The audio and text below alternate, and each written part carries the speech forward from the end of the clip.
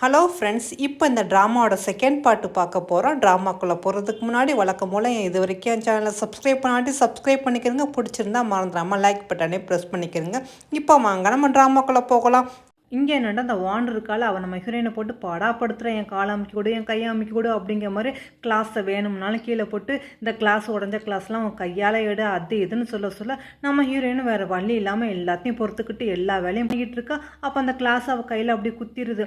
இருந்தாலும் பரவாயில்லன்னு சொல்லிட்டு எல்லா கிளாஸையும் எடுத்து போட்டுக்கிட்டு இருக்கும்போது நம்ம ஹீரோவும் பார்த்துட்டு இங்கே என்ன நடக்குது அப்படிங்கிற மாதிரி கேட்டோன்னா ஒன்று அந்த வான் சொல்கிறான், என் கை தவறி இந்த கிளாஸ் உடஞ்சிருச்சு, அதைத்தான் அவள் எடுத்துக்கிட்டு இருக்கா அப்படிங்கிற மாதிரி சொன்னால் நம்ம ஹீரோயினுமே எதுவுமே சொல்லாமல் எல்லா கிளாஸையும் எடுத்து போட்டுட்டு இப்போ கிளாஸ் எல்லாத்தையும் எடுத்துட்டேன், க்ளீன் ஆயிடுச்சு அப்படின்னு சொல்லிட்டு அவள் போகும்போது நம்ம ஹீரோ டக்குன்னு அவள் கையை பிடிச்சி பார்க்குறான். உன் கையில் காயமாக இருக்குது, மருந்து போடு அப்படிங்கிற மாதிரி சொன்னோன்னா அதுக்கு நம்ம ஹீரோயின் அதெல்லாம் நான் போட்டுக்கிறேன், நீங்கள் ஒன்றும் கவலைப்பட வேண்டாம் அப்படிங்கிற மாதிரி அவளும் கோவமாக பேசிட்டு போனோன்னா நம்ம ஹீரோ ஏன் இந்த மாதிரி திடீர்னு என்கிட்ட இவ்வளோ கோவமாக பேசுகிறா அப்படிங்கிற மாதிரி அவன் யோசனை பண்ணிகிட்டு இருக்கும்போது இந்த வான் அதுவாக அவங்க ஹஸ்பண்ட் இப்போ தான் கால் பண்ணாங்க, டிவோர்ஸை பற்றி பேசினாங்க, அந்த கோவத்தை உங்கள் மேலே காட்டுறா போல இருக்குது, எல்லாம் சரியாயிரும் அப்படின்னு சொல்லிட்டு நாளையில் நானும் ஆஃபீஸ்க்கு வரேன், என்னால் சும்மா வீட்டிலே இருக்க முடியாதுன்னு சொல்லிட்டு இவளும் ஆஃபீஸ்க்கு வர கூடவே நம்ம ஹீரோயினையும் கூட்டிகிட்டு வந்தால் என்ன, இவங்களை சுற்றி தான் ஜால்ரா போடுறதுக்கு 3 பெண்கள் இருப்பாங்களே.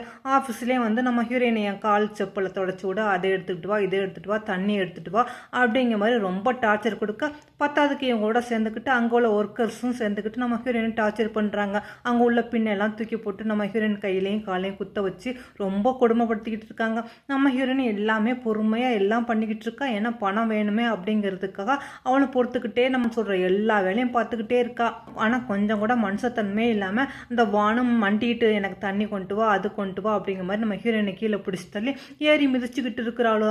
நல்ல வேலை அந்த நேரம் பார்த்து நம்ம ஹீரோ வந்துட்டு இங்கே என்ன நடக்குது அப்படிங்கிற மாதிரி பார்த்துட்டு நம்ம ஹீரோயினை அப்படியே தூக்கி விட்டுட்டு இங்கே யார் இவங்களை இந்த மாதிரி பண்ணது அப்படிங்கிற மாதிரி கேட்டோன்னா அதுக்கு அந்த வானம் ஐயோ நாங்கள் யாருமே ஒன்றுமே பண்ணலை, தண்ணி கட்டும் தடுமாறி கீழே விழுந்துட்டு அப்படின்னு சொன்னோன்னா நம்ம ஹீரோவுக்கு எல்லாம் புரிஞ்சிருச்சு. அவன் கையிலையும் காலையும் ரத்தத்தை பார்த்துட்டு இனிமேல் யாராவது இவளை ஏதாவது பண்ணீங்க அவ்வளோதான், யாரும் இந்த வேலையில் இருக்க முடியாதுன்னு சொல்லிட்டு நம்ம ஹீரோயின் அப்படியே அழகா தூக்கிட்டு அங்கேருந்து அவனும் மிரட்டிட்டு போகிறான். நாங்கள் உள்ளவங்க பெண்களாம் ஐயோ என்னாச்சு எங்களை வேலையை விட்டு தூக்கிடுவாங்களா அப்படிங்கிற மாதிரி கேட்டோன்னா அதுக்கு வானம் அதெல்லாம் ஒன்றும் கவலைப்படாதீங்க நான் பார்த்துக்கிறேன் அப்படின்னு சொல்லிட்டு இவங்க எல்லாத்துக்கும் டின்னர் ஏற்பாடு பண்ணியிருக்கா போல இருக்குது. நம்ம ஹீரோயின் சரின்னு சொல்லிட்டு அவங்களோட சாப்பிட உட்கார வரா. ஆனால் அந்த வானா நீ என்ன சாப்பிட வரா, நீ என்னோட சர்வன்ட், நீ போய் என் பேக்கில் நெல்லு அப்படிங்கிற மாதிரி சொன்னா நம்ம ஹீரோயினும் சரின்னு சொல்லிட்டு நின்றுக்கிட்டு இருக்கா. ஆனால் அதே ஹோட்டலில் தான் நம்ம ஹீரோ வந்து பிஸ்னஸ் விஷயமா பார்ட்னரோட பேசிக்கிட்டு இருக்கான். இதே பெரிய பிஸ்னஸாக பேசிக்கிட்டு இருக்கும்போது அங்கே வந்து அசிஸ்டண்ட்டு சார் வந்து சாலியை வந்து எல்லாருமே புல்லிங் பண்ணிக்கிட்டு இருக்காங்கன்னு சொன்னோன்னா இது கேட்ட நம்ம ஹீரோவும் என்னது புல்லிங் பண்ணுறாங்களா அப்படின்னு சொல்லிட்டு உடனே அவனும் அங்கேருந்து கிளம்ப போகிறான். ஆனால் பார்ட்னர் என்ன நம்ம பிஸ்னஸ் பற்றி பேசிக்கிட்டு இருக்கோம், நீங்கள் உடனே கிளம்புறீங்களே அப்படிங்கிற மாதிரி சொன்னோன்னா அதுக்கு நம்ம ஹீரோவும் இல்லை எனக்கு பிஸ்னஸை விட இப்போ எனக்கு வந்து என்னோட கேர்ள் ஃப்ரெண்டு தான் முக்கியம்னு சொல்லிட்டு அவனும் அந்த இடத்துக்கு வந்துக்கிட்டு இருக்கான். இங்கே இவன் என்னண்டா நம்ம ஹீரோயினை பிடிச்சி திட்டிக்கிட்டு இந்த ட்ரிங்க்ஸை குடி அப்படிங்கிற மாதிரி சொல்லும்போது நம்ம ஹீரோயின் இல்லை நான் ட்ரிங்க்ஸ் குடிக்க மாட்டேன், ஏன்னா நான் வந்து ப்ரெக்னெண்ட்டாக இருக்கேன் அப்படின்னு சொல்லிக்கிட்டு இருக்கும்போது நம்ம ஹீரோவும் வந்துடும். வந்துட்டு வான் அப்படின்னு சொல்லிட்டு என்னது நீ ப்ரெக்னெண்ட்டாக இருக்கியா, அப்போனா கண்டிப்பாக அது என்னோட குழந்தையாக தான் இருக்குது, நான் தான் இதுக்கு ரெஸ்பான்சிபிள் அப்படின்னு சொன்னோன்னா நாங்கள் உள்ளவங்களாம் என்னது சாலி வயிற்றில் வர குழந்தைக்கு ஹான்சன் தான் அப்பாவா அப்படிங்கிற மாதிரி எல்லாரும் அப்படி பார்த்துக்கிட்டு இருக்காங்க. ஆமாம் இனிமேல் நான் தான் உன்னை பார்த்துக்கணும், வா நான் உன்னை பார்த்துக்கிறேன், இனிமேல் எதுக்கும் கவலைப்படாது அப்படின்னு சொல்லிட்டு நம்ம ஹீரோவும் நம்ம ஹீரோயின் அங்கேருந்து கூட்டிகிட்டு போனோன்னா உன்ன இந்த வானுக்கு அப்படியே அதிர்ச்சி ஆயிடுது. என்ன இவ வயிற்றில் வளர குழந்தைக்கு ஹான் தான் அப்பாவா, இதை நான் என்னால் ஒத்துக்கவே முடியாது, நான் நம்பவே மாட்டேன் அப்படிங்கிற மாதிரி அவள் டென்ஷனில் கடந்து கத்திக்கிட்டு இருக்கா. அதோட நம்ம ஹீரோயினே நீங்கள் எனக்கு செஞ்ச ஹெல்ப்புக்கு ரொம்ப தேங்க்ஸ் அப்படின்னு சொல்லிட்டு எனக்கு கொஞ்சம் ஒர்க் இருக்குது, அதனால் என்னை ஆஃபீஸ்லேயே இறக்கி விட்டுட்டுங்க அப்படிங்கிற மாதிரி சொன்னோன்னா நம்ம ஹீரோவும் சரின்னு சொல்லிட்டு காரை நிப்பாட்டுறோம். நம்ம ஹீரோயின் கார்லேருந்து இறங்கி போகிறோம். நம்ம ஹீரோயினை எவ்வளோ ஒருத்தி ஃபோனில் வீடியோ எடுத்துகிட்டு உடனே எவனா ஒருத்தங்க கூட வந்து இப்போ இறங்குற நைட்லாம் இவளுக்கு இதுதான் வேலை போல் இருக்குன்ட்டு ஆஃபீஸ் ஃபுல்லாக பரப்பி விட்டுறா போல் இருக்குது. அவளுக்குலாம் வேறு வேலை இல்லாமல் ஹீரோயினை காலையிலே பிடிச்சிக்கிட்டு அது இதுன்னு கண்ணா பின்னான்னு பேசிக்கிட்டு இருக்காங்க. இந்த விஷயம் நம்ம ஹீரோவுக்கும் தெரிய வந்துட்டு உடனே அந்த இடத்துக்கு வந்துக்கிட்டு இருக்கான். பார்த்தந்தவான நீ என்ன தைரியம் தான் எவன் கூட சுற்றிட்டு கடைசியில் ஹான்சனோட குழந்தை வயத்தில் வரணும் போய் சொல்வா அப்படின்னு சொல்லிக்கிட்டு இருக்கும்போதே நேற்று நைட்டு வந்த கார் இதுதான் அப்படின்னு சொல்லிக்கிட்டு இருக்கும்போதே பார்த்தா அந்த கார்லேருந்து இறங்குறத நம்ம ஹீரோ தான். வந்த ஹீரோவை மைக் எடுத்து அவங்க எல்லாத்துக்கும் இப்போ உண்மையாக சொல்ல போகிறேன்னு சொன்னால் நம்ம ஹீரோ அங்கேருந்து ஓட போகிறா. ஆனால் நம்ம ஹீரோ டக்குன்னு பிடிச்சிட்டான். நேற்று இப்போ ஒரு கார்லேருந்து வந்து இறங்கினால அந்த கார் வேறு யாரோட காரும் இல்லை, என்னோட காரு தான், இவ என்னோட கார்லேருந்து தான் இறங்கினா, இவ என்னோட உமன் அப்படின்னு சொன்னால் அங்கே உள்ளவங்களாம் அப்போனா இப்போ வான் ஒன்றுமே இல்லையா, டம்மி பீஸ் தானா, அப்போ சாலி தான் எல்லாமேவா அப்படிங்கிற மாதிரி சொல்லிக்கிட்டு இருக்கும்போது நம்ம ஹீரோ சரிவா இங்கேருந்து போகலாம்னு சொல்லிட்டு காரில் ஏறி கூட்டிகிட்டு போகிறோம். அங்கே வானுக்கோ வயிற்றை பற்றி எரிஞ்சிக்கிட்டு இருக்குது. ஆனால் நம்ம ஹீரோயின் எதுக்கு தேவையில்லாமல் உங்களுக்கு இந்த பிரச்சனை, நானே இதை சமாளிச்சுக்குவேன் அப்படின்னு சொல்லிக்கிட்டு இருக்கும்போது இவனு வாயை மூடு அப்படின்னு சொல்லும்போது டக்குன்னு டிரைவர் வந்து பிரேக்கை போட நம்ம ஹீரோவும் நம்ம ஹீரோயின் தடுமாறி அப்படி கிஸ் கொடுத்துக்கிறாங்க. நம்ம ஹீரோயின் சரி சரி நான் இங்கேருந்தே இறங்கிக்கிறேன் அப்படின்னு சொல்லிட்டு அவளும் வெக்கப்பட்டுக்கிட்டு அங்கேருந்து போவா. அசிஸ்டண்ட்டும் பாஸ் நான் தெரியாமல் பிரேக் பிடிச்சிட்டேன் மன்னிச்சிருங்க அப்படின்னு சொல்லும்போது நீ பெரிய தப்பு பண்ணிட்டேன், ஆனால் அந்த தப்புக்குள்ள என்ன தண்டனை தெரியுமா, 1 வருஷம் சேலரி உனக்கு நான் போனஸாக தரேன்னு சொன்னோன்னா இதை கேட்டுட்டு அசிஸ்டண்ட்டா ஐயோ இது ரொம்ப நல்லா இருக்குது அப்போ நான் அடிக்கடி நான் பிரேக் பண்ணுறேன் அப்படின்னு சொல்லிட்டு அவனும் போய்கிட்டு இருக்கான். நம்ம ஹீரோவுக்கு வெக்கம் தாங்க முடியல.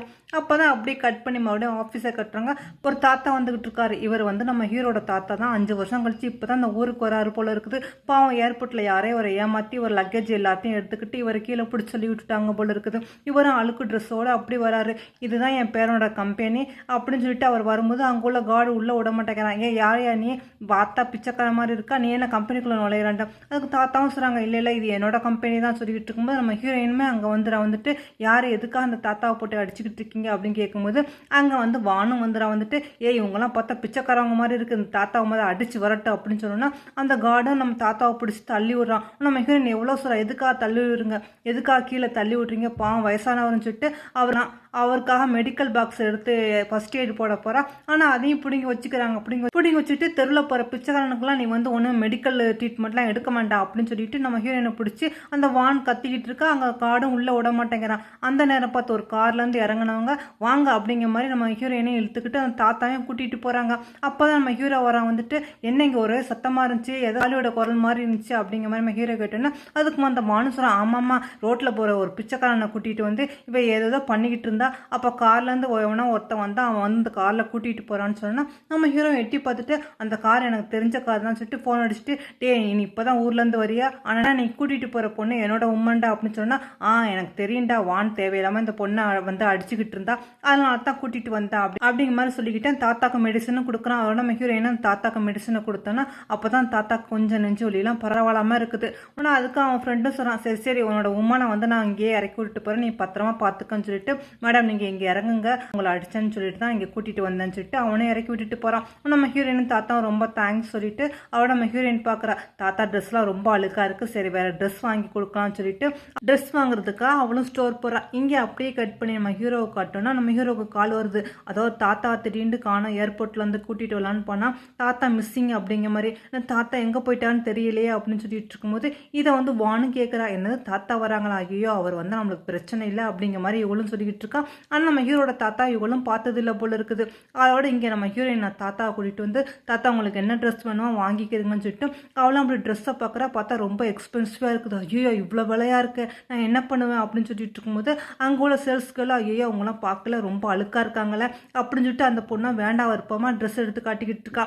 தாத்தாவும் சரின்னு சொல்லி ட்ரெஸ் எல்லாம் மாட்டிக்கிட்டு இது நல்லா இருக்கா அப்படின்னு சொல்லிட்டு பேரனை பார்க்க போகலான்னு வரும்போது பார்த்தா கரெக்டாக அந்த இடத்துல வானும் வந்துடா. இவ எதுக்காக இங்கே வந்து தொலைஞ்சான்னு தெரியல. வந்தவன் யார் இந்த பிச்சைக்காரங்களாம் இந்த ஸ்டோருக்குள்ளே விட்டது அப்படிங்கிற மாதிரி சொல்லிட்டு இந்த சேல்ஸ் கிட்ட சொல்கிறா. இந்த மாதிரி ஆளுக்கெல்லாம் உள்ளே விட்டியாக்க எங்களை மாதிரி விஐபிலாம் இதுக்குள்ளே வரமாட்டேன்னு சொன்னேன். ஆனால் அந்த பொண்ணு ஐயோ அப்பெல்லாம் பண்ணாதீங்கன்னு சொல்லிட்டு தாத்தா போட்டிருந்த ட்ரெஸ் எல்லாம் அவுத்து அவளும் வாங்கிக்கிறான். நம்ம ஹீரோயினை ஏன் இந்த மாதிரிலாம் பண்ணுறீங்க அப்படிங்கிற மாதிரி கத்த ஆனால் அவங்க யாரும் விட மாட்டேங்கிறாங்க. பாவம் நம்ம தாத்தாவும் நம்ம ஹீரோயின் போட்டு அடிக்கிறாங்க. அப்போ தான் தாத்தா நம்ம ஹீரோயினை பார்த்து உன்ட்ட ஃபோன் இருந்தால் கூட நான் என் பேரண்ட்டை பேசுகிறேன், நான் யாருன்னு காட்டுறேன்னு சொல்லிட்டு நம்ம தாத்தாவும் கால் பண்ண நம்ம ஹீரோவும் நம்ம தாத்தா வருவாங்கன்ட்டு வீட்டெல்லாம் ஏற்பாடு பண்ணிக்கிட்டு இருக்கான் போல இருக்குது. பாவம் அந்த இதில் வந்து நம்ம ஹீரோ ஃபோன் எடுக்க மாட்டேங்கிறான். ஐயோ ஃபோனை வேற என் பேரன் எடுக்க மாட்டேங்கிறானே அப்படிங்கிற மாதிரி தாத்தா சொன்னா உன்னை வானம் ஆமாம்மா உண்மையிலேயே வந்து ஆன்சர் உங்கள் பேரனா இருந்தால் தானே எடுக்குவார், நீங்கள் என்ன பொய்யா சொல்கிறீங்க, பேசாமல் இவங்க 2 பேரையும் அடித்து விரட்டுங்க அப்படின்னு சொன்னோன்னா அவங்க உள்ளவங்களும் அடித்து விரட்ட போகிறாங்க. அப்போ தான் பார்த்தா மேனேஜர் வந்துட்டு என்ன நடக்குது அப்படின்னு சொல்லிட்டு பார்க்குறாரு. பார்த்தா தாத்தா பார்த்தோன்னா அவருக்கு தெரிஞ்சிருச்சு போல இருக்குது. ஐயோ நீங்களா அப்படிங்கிற மாதிரி ஆமாம்மா நான் தான் ஸ்டோருக்கு வந்தேன், ஆனால் அவனோட வேலை பார்க்குற பொண்ணு என்ன இந்த மாதிரி நடந்துக்குன்னு சொன்னோம். அதுக்கு அந்த மேனேஜரை இனிமேல் இந்த சேல்ஸ்க்கு இனிமேல் இங்கே வேலைக்கே இருக்க மாட்டா அப்படிங்கிற மாதிரி அந்த பொண்ணையும் அடித்து துரத்திடுறாங்க. அதோட சரின்னு சொல்லிட்டு தாத்தாவும் நம்ம ஹீரோயினும் ஹீரோவை பார்க்குறதுக்காக வீட்டுக்கு வராங்க. பார்த்தா அந்த இவ விட மாட்டேங்கிறா. வான் என்ன இங்கேயும் நீங்கள் வந்துட்டீங்களா அப்படிங்கிற மாதிரி அவன் நம்ப மாட்டேங்கிறா. இவர் தான் உண்மையான தாத்தான்ட்டு. தாத்தா எவ்வளோ சொல்கிறாரு நான் தான் இந்த உண்மையான தாத்தா, என்னை விடுங்க என் பேரனை பார்க்கன்ட்டு. ஆனால் அங்கேயும் விடாமல் இருக்கிற ஆட்களெல்லாம் கூப்பிட்டு பாவம் நம்ம ஹீரோயினையும் தாத்தாயும் போட்டு அடிக்கிறாங்க. பார்த்தா தாத்தாவுக்கு அவரு நெஞ்சு வலி வந்துடுது. நம்ம ஹீரோயின் கெஞ்சிட்டா ப்ளீஸ் அந்த மெடிசனை கூட அவருக்கு நெஞ்சு வலிக்குது உடனே மாத்திரை கொடுக்கணும் அப்படிங்கிற மாதிரி. அதுக்கு வானம் சொல்லணும் அப்படியே அந்த மாத்திரை உனக்கு வேணுமா அப்போ நான் மண்டிட்டு நீ கெஞ்சி வேணா உனக்கு இந்த மாத்திரை தரேன் அப்படின்னு சொன்னோன்னா நம்ம ஹீரோயின் தாத்தாக்கா மண்டிட்டு ப்ளீஸ் என்னை மன்னிச்சிருங்க தயவு செய்து மாத்திரையை கொடுங்கன்னு அப்படி கெஞ்சிரா. ஆனால் அவளை கொடுக்காம மறுபடியும் நம்ம தாத்தாவை போட்டு அடிச்சுக்கிட்டு இருக்கும்போது நம்ம ஹீரோ வந்துட்டு என்ன தைரியம் தான் என் தாத்தாவை அடிப்பீங்க அப்படிங்கிற மாதிரி கேட்டோன்னா வான் ஐயோ நீங்கள் வேற இவர் பிச்சைக்காரர் அப்படின்னு சொன்னா அவ்வளோதான் நம்ம ஹீரோ கோவந்துருது. வாயை மூடி இவர் யாருன்னு தெரியுமான்னு ஓங்கி கன்னத்தில் ஒரு அரை அரைக்கிறான். இன்னும் ஒரு 4 அரை சேர்த்து அரைஞ்சிருக்கலாம், ஒன்னோட நிப்பாட்டிட்டான். அதோட தாத்தா எந்திரிங்க அப்படிங்கிற மாதிரி சொல்லிட்டு அந்த மாத்திரையை எடுத்து கொடுத்தோம்னா தாத்தாக்கு அப்போதான் நெஞ்சு வலி பரவாயில்லாம இருக்குது. ஆனால் தாத்தாக்கு நல்ல அடையாளம் தெரிஞ்சிருச்சு, நம்ம ஹீரோயின் தான் நம்ம பேரோட ஒய்ஃபு அப்படிங்கிற மாதிரி. ஏன்னா மேரேஜ் பண்ணி வச்சவரே இவர் தானே. அதனால இவர் நம்ம ஹீரோட்ட சொல்லிக்கிட்டு இருக்கான், நீ என்ன தைரியம் தான் சாலியை நீ விளக்கி வச்சிருப்பா, அவள் தாண்டா அவன் பொண்டாட்டின்னு சொல்லிக்கிட்டு இருக்கும்போது நம்ம ஹீரோயின் அங்கே கரெக்டாக வந்துடுறா. வந்தவன் நம்ம ஹீரோட பேச விடாம ஐயோ தாத்தா கொஞ்சம் ரெஸ்ட் எடுக்கணும், அவருக்கு உடம்பு சரியில்லாம இருக்குது, இங்கே வெளியே போங்க அப்படிங்கிற மாதிரி நம்ம ஹீரோ விரட்டி விட்டுறா. இன்னும் தாத்தா ஏமா அவனை வெளியே விரட்டினா உண்மையை சொல்றேன்னு சொன்னா ஐயோ தாத்தா தயவு செய்து இப்போதைக்கு உண்மையை சொல்லாதீங்க, நான் தான் அவரோட ஒய்ஃப்னு அவருக்கு தெரியாது ப்ளீஸ் அப்படிங்கிற மாதிரி கெஞ்சிட்டா. ஆனால் தாத்தாவும் ஏமா சொல்லக்கூடாதுன்னு சொல்றா, எனக்கு ஒண்ணுமே புரியலன்ட்டு. உண்மையிலே நம்மளுக்குமே ஒண்ணுமே புரியல, உண்மையை சொன்னாதான் என்னவா, என்ன உண்மையை சொன்னா உடனே டிராமா முடிஞ்சிடும், அதனாலதான் போல இருக்குது. நம்ம ஹீரோவும் உட்காந்து யோசனை பண்ணிக்கிட்டு இருக்கான், தாத்தா என்ன சொல்றாரு, உண்மையிலேயே ஷாலி தான் என்னோட ஒய்ஃபா எனக்கு தெரியலையே அப்படின்னு சொல்லிட்டு இருக்கும்போது அதோட இவனுக்கு ஏதோ ஒரு முக்கியமான வேலை வந்துச்சுன்னு சொன்னோன்னே நம்ம ஹீரோ சரி இது அப்புறமா யோசிக்கலாம்னு சொல்லிட்டு அங்கேருந்து அவனும் கிளம்பி போகிறான். அவட நம்ம ஹீரோயின் அங்கே தான் ஸ்டே பண்ணியிருக்கா போல இருக்குது. ஆனால் அவன் இறங்கி வந்துகிட்டு இருக்கும்போது இந்த வான் எங்கேயோ நைட் நேரத்தில் போய்கிட்டு இருக்கா, இவன் எங்கே போகிறா நம்மளும் போய் ஃபாலோ பண்ணி பார்க்கலான்ட்டு அவன் நம்ம ஹீரோயினும் அங்கே வந்து பார்க்குறா. பார்த்தா அந்த ஷாலி நம்ம ஹீரோட ஃப்ரெண்டுன்னு ஒருத்தர் இருந்தாலும் வெளிநாட்டிலேருந்து வந்துக்கிறான்ல, அவங்க கூட தான் பேசிக்கிட்டு இருக்கான். அவன் குழந்தையத்தான் இவன் வயிற்றுல சுமந்துக்கிட்டு இருக்கா போல இருக்குது. நீ என்னை மேரேஜ் பண்ணிக்கோ அப்படிங்கிற மாதிரி இந்த வானும் சொல்லிக்கிட்டு இருக்கும்போது அதுக்கு அவனா நீ எனக்கு ட்ரக்ஸ் கொடுத்து என்னோட படுக்க வச்சுட்டு இப்போ உன் வயத்துல என் குழந்தை வளர்ந்துக்குன்னு பொய்யா சொல்லிக்கிட்டு இருக்கா, உன்னையெல்லாம் நம்பவே மாட்டேன், உன்னை நான் மேரேஜ் பண்ணிக்க மாட்டேன்னு சொன்னா அதுக்கு அவளும் அப்படியே அதனால ஒன்றும் பிரச்சனை இல்லை, நான் ஹான்சனோட குழந்தை தான் என் வயத்துல வரும்னு ஆன்ட்டியை நம்ப வச்சுக்கிறேன், அதனால ஹான்சன் நான் எப்படியாவது மேரேஜ் பண்ணிக்குவேன்னு சொன்னா அதுக்கு அவனை நீ என்னமா பண்ணித்தோல ஆக மொத்தம் என்ன விடு அப்படிங்கிற மாதிரி சொல்லிக்கிட்டு இருக்கும்போது இவங்க 2 பேரும் பேசிக்கிட்டு இருக்கதா நம்ம ஹீரோயின் பார்த்துட்டு இதை இப்பவே நான் ஹான்சன்ட்ட சொல்றேன், நீ உன் வயிற்றுல அவர் குழந்தை இல்லைன்னு நான் அவட்ட சொல்றேன் அப்படின்னு சொன்னா உடனே வான் என்ன பண்றான், நம்ம ஹீரோயினை டக்குன்னு கட்டையை எடுத்து அடிச்சிடா. நம்ம ஹீரோயினுமே இப்படி மயங்கி விழுக பார்த்தா அந்த நேரம் பார்த்து ஒரு 3 பேர் அங்கே வராங்க. யாரோட அந்த பொண்ணு இவ்வளோ அழகா இருக்கா மயங்கி இப்படி கிடக்குறாள் அப்படிங்கிற மாதிரி சொல்லும் போது இந்த வானு சொல்றா, உங்களுக்கு இந்த பொண்ணு பிடிச்சிருக்கா அப்பனா கார்டு வச்சுக்கிறங்க, பக்கத்துல தான் ரூம் இருக்குது, அங்க போய் நீங்க என்ஜாய் பண்ணுங்க அப்படிங்கிற மாதிரி சொன்னா அவங்களும் நம்ம ஹீரோயினை இழுத்துக்கிட்டு போறாங்க அந்த ரூமுக்கு. அவங்களும் நம்ம ஹீரோயின்ட்டு அப்படி தப்பாக நடக்க பார்க்குறாங்க. நம்ம ஹீரோயின் விடுங்கன்னு சொல்லிக்கிட்டு இருக்கா. அவளுக்கு தலையில் அடிப்பட்டதுனால பாவம் நம்ம ஹீரோயினால் ஒன்றும் பண்ண முடியல. அந்த நேரம் பார்த்து நம்ம ஹீரோ வந்துட்டு யாடா நீங்கள் என்ன தைரியம் தான் என்னோட கேர்ள் மேலே நீங்கள் கை வைப்பீங்க அப்படின்னு சொல்லிட்டு அந்த 3 பேரும் நல்லா பிடிச்சி அடி நடிச்சுட்டு இந்த ரூம்போட கார்டு உங்களுக்கு எப்படி கிடச்சிச்சு அப்படிங்கிற மாதிரி நம்ம ஹீரோ கேட்குறான். அப்போ தான் அவனு சொல்கிறான், ஐயோ நாங்கள் வரல சார், ஒரு பொண்ணு தான் எங்களுக்கு இந்த கார்டை கொடுத்து இங்கே வர சொன்னா அப்படின்னு சொன்னோன்னா நம்ம ஹீரோ அதை வாங்கி பார்த்துக்கிட்டு இருக்கும்போதே நம்ம ஹீரோட ஃப்ரெண்டு வந்துடுறான். இதெல்லாம் அந்த வானு தான் பண்ணா, நீ இன்னுமா அந்த வானை நம்பிக்கிட்டு இருக்கா, பேசாம அந்த வானை விட்டு தரணும்னு சொன்னா நம்ம ஹீரோ கோவந்துருது. எல்லாம் ஒன்னால தாண்டா, நீ அவளோட பேசி பழவி இப்போ வயிற்றுல குழந்தைய வளர்த்துக்கிட்டு இப்போ எனக்கு தலைவலியே வந்துச்சுன்னு சொன்னா அதுக்கு அவனை சொல்றான், நான் எப்படி அவளை நம்புவேன், அவள் எனக்கு ட்ரக்ஸ் கொடுத்து என்னோட படுத்துட்டேன் அப்படிங்கிற மாதிரி போய் சொல்றா. உண்மையிலே இதெல்லாம் உண்மையா இல்லையானோட எனக்கு தெரியாது, அவள் எல்லாம் போய் சொல்றா, அவளை நம்பாத, பேசாம நீ இவளை கல்யாணம் பண்ணிட்டு சந்தோஷமா வாழ அப்படிங்கிற மாதிரி அவன் ஃப்ரெண்டு சொன்னா நம்ம ஹீரோவும் பார்க்குறான், டே நான் சொல்றபடி கேளுடா, அந்த வானை நம்பாத, பேசாம அடிச்சு வரட்டுன்னு சொன்னா நம்ம ஹீரோ அதே மாதிரி இந்த வானை அடிச்சு வரட்டுறாங்க. ஆனால் அந்த வானை எதுக்காக என்னை திடீர்னு வீட்டை விட்டு வரட்டுறீங்கன்ட்டு தெரியாது சார் தான் உங்களை இந்த வீட்டை விட்டு போக சொன்னாங்கன்னு சொன்னா பார்த்தா நம்ம வானோட அம்மா அப்பா பேசுறாங்க, அதாவது உங்களோட கம்பெனி திவாலாயிடுச்சா, இப்போ நம்ம ஒழியணும் அப்படிங்கிற மாதிரி. அதோட இந்த வானை மூட்டை முடிச்சுனாங்க அவள் எடுத்துக்கிட்டு போயிடா. நம்ம ஹீரோனுக்கு அப்போதான் முழிப்பு இப்படி பார்க்குறோம். நம்ம ஹீரோ பக்கத்தில் இன்னும் டக்குன்னு ஹக் பண்ணிக்கிறான், நீ என்னை விட்டு போயிடாத, நான் உன்னை ரொம்ப ரொம்ப நேசிக்கிறேன், உனக்கு ஏதாவது ஒன்றுண்டா அவ்வளோதான் அப்படிங்கிற மாதிரி அவனும் ரொம்ப உருகி பேசணுன்னா நம்ம ஹீரோனுக்கு மனசு அப்படி மாறிட்டு அந்த வானை எங்கே அப்படிங்கிற மாதிரி கேட்குறேன். அந்த வானையெல்லாம் இங்கேருந்து அடிச்சு வரட்டிட்டேன், அவளை நான் கல்யாணம் பண்ணிக்க போகிறதில்ல, அவள் வயிற்றுல என் குழந்தையும் வளரல அப்படிங்கிற மாதிரி சொன்னால் நம்ம ஹீரோனுக்கு சந்தோஷம் தாங்க முடியல. சரி இப்போவாதான் நம்ம உண்மையை சொல்லிடலாம்னு சொல்லிட்டு சொல்ல போகிறா.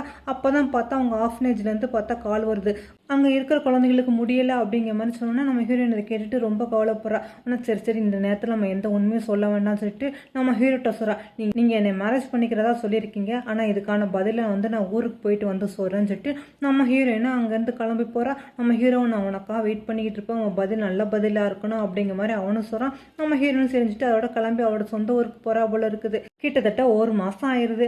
அப்போ தான் நம்ம ஹீரோட அம்மாவை கட்டுறாங்க. அவன் அம்மா கார்லேருந்து இறங்கி வந்துகிட்டு இருக்கும்போது பார்த்தா ஒரு பொண்ணு அம்மா அப்படிங்கிற மாதிரி கையை பிடிக்கிறாயே, யாரு நீ என்னடி திடீர்னு அம்மான்னு சொல்லிக்கிட்டு இருக்கான்னு சொன்னால் ஐயோ உங்களுக்கு தெரியல நான் தான் வானு அப்படின்ட்டு. என்னது வானை என்னது நீ ஆளா மாறிட்டேன். ஆமாம்மா அதெல்லாம் ஒரு பெரிய கதை, சில காரணத்தினால என்னோடய ஃபேஸை வந்து பிளாஸ்டிக் சர்ஜரி பண்ணிட்டேன்னு சொன்னேன்னா, அம்மா நீங்கள் எப்படியாவது நீங்கள் உங்கள் பையனோட சேர்த்து வைக்கணும் அப்படிங்கிற மாதிரி இவளும் சொல்கிறா. ஆனால் அதுக்கு அவங்க அம்மா, ஆமாம்மா இப்போ தான் உன்னோட ஃபேஸ் வந்து மாறிடுச்சுல, நீ தான் அவனோட பொண்டாட்டின்னு சொல்லி என் பையனை நான் எப்படியாவது நம்ப வச்சிடறேன் அப்படின்னு சொல்லிட்டு உங்கள் 2 பேரும் ஒரு பிளான் போடுறாங்க.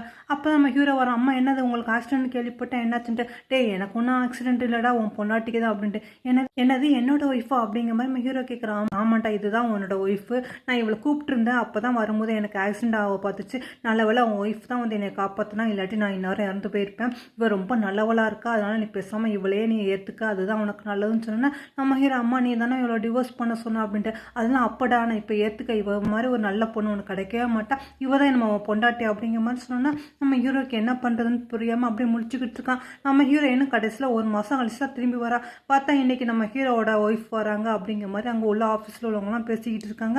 நம்ம ஹீரோயின் என்னடா ஒய்ஃப் வராங்களா யார் சொல்கிறாங்கன்னு சொல்லிட்டு அவளும் பார்த்துக்கிட்டு இருக்கும்போது நம்ம ஹீரோ அந்த வானு அந்த அவங்க அம்மா எல்லாரும் வந்து இறங்குறாங்க. அப்போ தான் அவன் ஐயோ என் காலை சுருக்குன மாதிரி இருக்கு என்னை தூக்கிட்டு போங்களே அப்படிங்கிற மாதிரி சொல்லும்போது நம்ம ஹீரோ வந்து தூக்கிட்டு போகிறான். இதெல்லாம் நம்ம ஹீரோயின் பார்த்துக்கிட்டு இருக்கா. இங்கே என்ன நடக்குது இவ யார் அப்படிங்கிற மாதிரி அவளும் பார்த்துக்கிட்டு இருக்கும்போது நம்ம ஹீரோ வந்துட்டு நம்ம ஹீரோயினை பார்த்துட்டு சாலு நீ வந்துட்டியா அப்படிங்கிற மாதிரி வந்த நல்ல காட்சியை தான் நான் பார்த்துக்கிட்டு இருக்கேன் அப்படிங்கிற மாதிரி நம்ம ஹீரோயின் சொன்னோன்னா நம்ம ஹீரோ ஐயோ நீ வேறு அப்படிங்கிற மாதிரி டக்குன்னு அந்த வானக்கில் இருக்கிட்டு நான் சொல்கிறப்படி கேளுன்னு சொல்லும்போது நம்ம ஹீரோயின் போகிறா. ஆனால் அவங்க அம்மா சொல்கிறான் எங்கே போகிறா, இவ தான் என்னோட மருமக நல்லா பார்த்துக்க அப்படிங்கிற மாதிரி சொன்னால் நம்ம ஹீரோயின் நீங்கள் என்ன சொல்கிறீங்க, நான் தான் உங்கள் மருமக உங்களுக்கு தெரியாதா, ஏன் அப்படி போய் சொல்கிறீங்கண்டு, என்னது நீ என் மருமகளா, நீ எல்லாம் ஒன்றும் என் மருமக கிடையாது, இவ தான் என்னோட மருமகண்டு, அம்மா உங்களுக்கு மட்டும் தான் உண்மை தெரியும், ஏன் அப்படி போய் சொல்கிறீங்கன்னு சொன்னால் யாடி போய் சொல்கிறா அப்படின்னு சொல்லிட்டு டக்குன்னு நம்ம ஹீரோயின் கண்டதில் அவங்க அரைஞ்சிட்டு இவ தாண்டி என் மருமக என் பையனை கல்யாணம் முடிச்சவங்கண்டு, ஓ அப்படியே அப்போனா சர்டிஃபிகேட் இருக்கும்ல மேரேஜ் சர்டிஃபிகேட் அதில் பார்க்கும் அப்படின்னு சொல்லிட்டு நம்ம ஹீரோயின் கூட்டிகிட்டு வரா. இந்த இருக்குது என்னோட மேரேஜ் சர்டிஃபிகேட் இதில் பாருங்க அப்படிங்கிற மாதிரி எடுத்து காட்டுறா. நம்ம ஹீரோ அதில் பார்த்தா நம்ம ஹீரோட ஃபேஸ் வந்து அப்படியே அழிஞ்சிருக்குது, ஒன்றுமே தெரியல.